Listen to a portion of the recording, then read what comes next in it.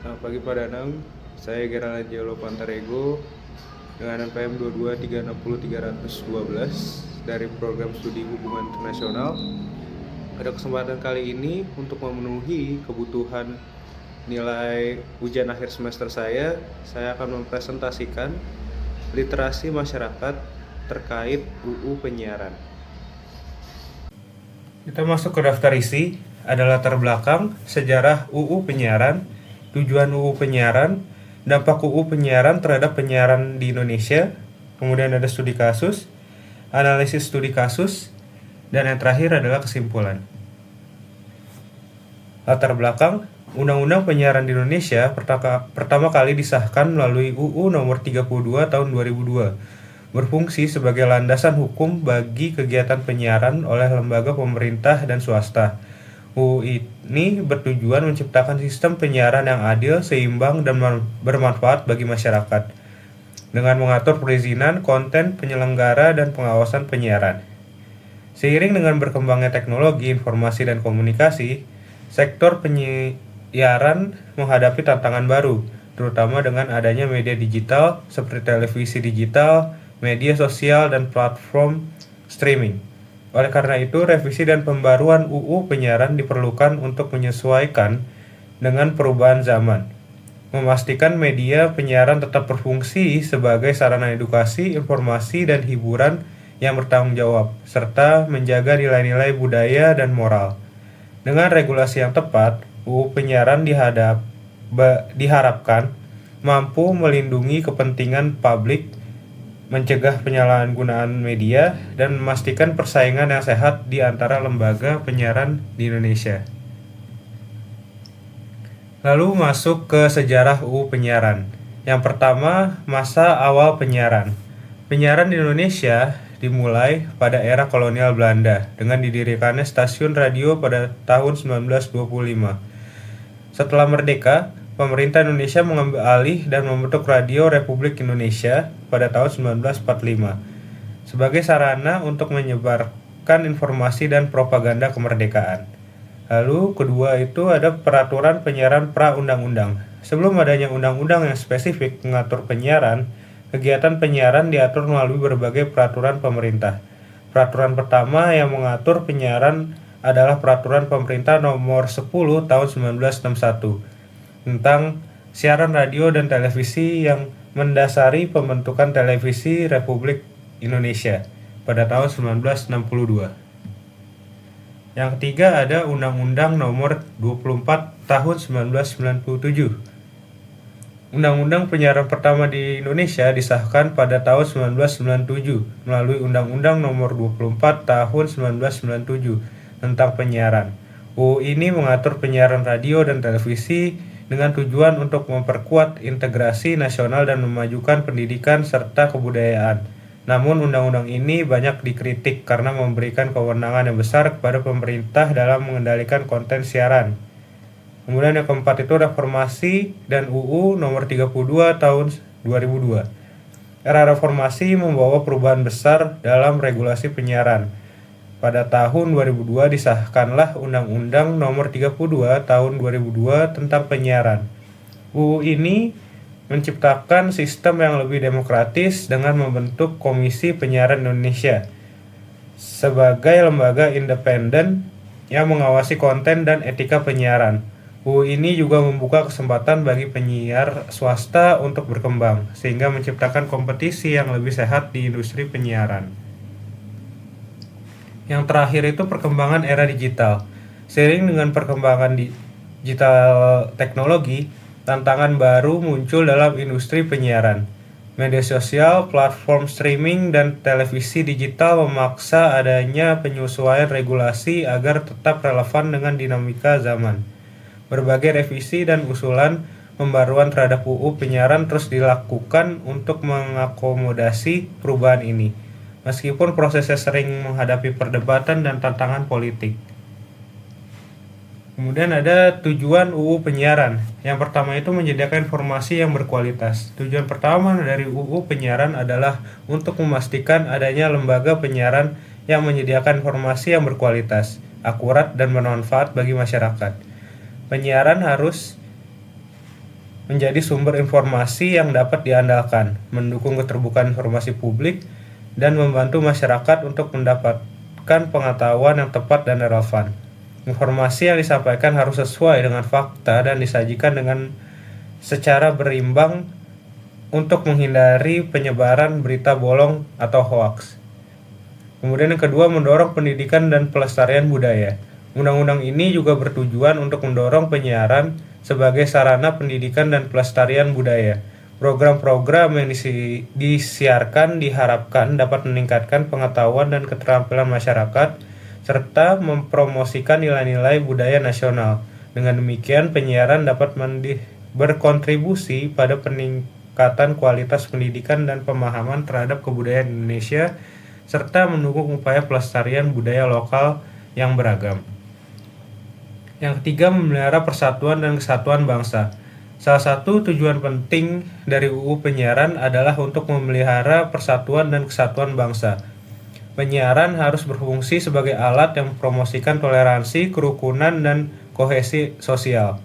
Konten yang disiarkan harus memperkuat semangat persatuan dan tidak boleh mengandung unsur yang dapat memecah belah masyarakat. Dengan demikian, penyiaran berperan penting dalam membangun dan menjaga stabilitas sosial serta harmonisasi hubungan antar warga negara. Kemudian yang keempat, menjamin kebebasan, keadilan, dan etika penyiaran. UU Penyiaran bertujuan untuk menjamin kebebasan dalam penyiaran dengan tetap menjaga keadilan dan etika. Kebebasan ini mencakup hak lembaga penyiaran untuk menyampaikan informasi dan pendapat tanpa intervensi yang tidak perlu, tetapi harus dilakukan secara bertanggung jawab. Selain itu, undang-undang ini mengatur standar etika dan norma yang harus dipatuhi oleh lembaga penyiaran untuk memastikan bahwa konten yang disiarkan sesuai dengan nilai-nilai moral dan etika yang berlaku di masyarakat. Hal ini termasuk menghindari penyebaran konten yang merugikan atau tidak sesuai dengan norma-norma yang dianut oleh masyarakat Indonesia. Kemudian kita masuk dampak UU Penyiaran terhadap penyiaran di Indonesia. Yang pertama itu mendorong diversifikasi konten dan persaingan sehat. UU Penyiaran telah membuka peluang bagi lembaga penyiaran swasta untuk berkembang, sehingga menciptakan lingkungan kompetitif di industri penyiaran. Dampaknya, lembaga penyiaran berlomba-lomba untuk menawarkan berbagai konten yang menarik dan berkualitas untuk menarik penonton. Ini mendorong diversifikasi konten siaran, mulai dari hiburan, berita, pendidikan, hingga budaya. Persaingan sehat ini juga meningkatkan standar kualitas penyiaran di Indonesia, karena setiap lembaga berusaha memberikan yang terbaik kepada audiens. Yang kedua, ada peningkatan kualitas dan profesionalisme. Dengan adanya regulasi yang mengatur standar penyiaran, lembaga penyiaran di Indonesia didorong untuk meningkatkan kualitas dan profesionalisme mereka. Dampaknya, ada peningkatan dalam produksi program-program berkualitas tinggi yang sesuai dengan standar etika dan norma yang ditetapkan. Lembaga penyiaran juga lebih fokus pada pelatihan dan pengembangan sumber daya manusia untuk memastikan mereka dapat memenuhi tuntutan regulasi dan harapan audiens ini. Meningkatkan reputasi industri penyiaran Indonesia di mata publik dan pasar internasional. Yang ketiga, ada pengawasan dan akuntabilitas yang lebih baik. Pembentukan Komisi Penyiaran Indonesia sebagai lembaga independen mengawasi penyiaran merupakan salah satu dampak signifikan dari UU Penyiaran. KPI berfungsi untuk mengawasi konten siaran dan memastikan kepatuhan terhadap regulasi. Dampaknya, ada peningkatan dalam akuntabilitas lembaga penyiaran, karena mereka harus mematuhi peraturan dan standar yang ditetapkan oleh KPI. Ini juga memberikan saluran bagi masyarakat untuk mengajukan keluhan atau laporan jika ada pelanggaran, sehingga transparansi dan kepercayaan publik terhadap penyiaran meningkat. Yang keempat, ada adaptasi terhadap teknologi digital.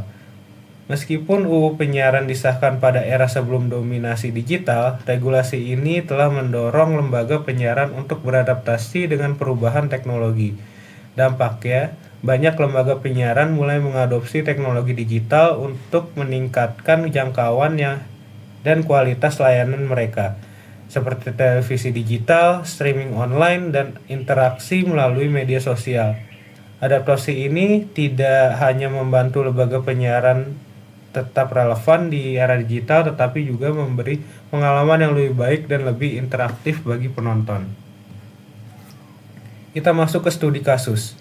Pada tahun 2012, program infotainment Insert di salah satu stasiun televisi swasta Indonesia menjadi sorotan karena beberapa episode dinilai melanggar standar penyiaran yang diatur oleh Undang-Undang Penyiaran Nomor 32 Tahun 2002 dan Peraturan KPI.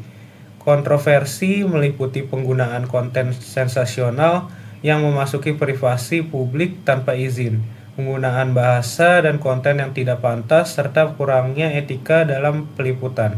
Respon dari KPI termasuk pemberian teguran dan sanksi kepada stasiun televisi yang menayangkan program ini menunjukkan pentingnya penegakan etika dan standar dalam penyiaran untuk melindungi hak privasi individu dan memastikan konten yang disiarkan sesuai dengan nilai-nilai moral masyarakat.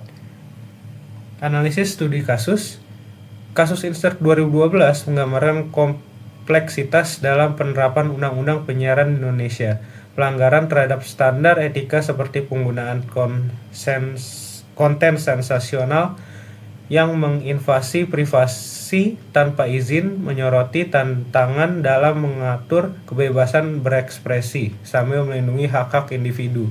Respon dari KPI yang memberikan teguran dan sanksi kepada stasiun televisi yang menayangkan program tersebut menunjukkan pentingnya pengawasan yang ketat terhadap konten penyiaran. Kasus ini mempengaruhi citra industri penyiaran dan memicu diskusi tentang perlunya pendidikan etika media dan regulasi yang lebih kuat untuk memastikan konten yang disiarkan tidak hanya menghibur tetapi juga mendidik serta menghormati nilai-nilai sosial masyarakat. Kesimpulan dari presentasi kali ini adalah UU Penyiaran di Indonesia yang pertama kali disahkan melalui UU Nomor 32 Tahun 2002 memiliki peran penting dalam mengatur kegiatan penyiaran oleh lembaga pemerintah dan swasta untuk menciptakan sistem penyiaran yang adil dan bermanfaat bagi masyarakat. UU ini memastikan lembaga penyiaran menyediakan informasi yang akurat, mendukung pendidikan dan pelestarian budaya, serta memelihara persatuan bangsa. Regulasi ini juga menjamin kebebasan dan penyiaran dengan menjaga keadilan dan etika. Dampaknya UU Penyiaran mendorong diversifikasi konten, meningkatkan kualitas dan profesionalisme lembaga penyiaran, serta adaptasi terhadap teknologi digital. Melalui pengawasan oleh Komisi Penyiaran Indonesia, UU ini memastikan kepatuhan terhadap standar etika dan norma yang berlaku seperti yang terlihat pada kasus program infotainment Insert pada tahun 2012. Sekian presentasi dari saya. Maaf bila ada salah kata. Semoga presentasi saya dapat membantu masyarakat untuk mengenal UU Penyiaran yang ada di Indonesia dan juga dapat memenuhi tugas puas saya. Saya ucapkan terima kasih.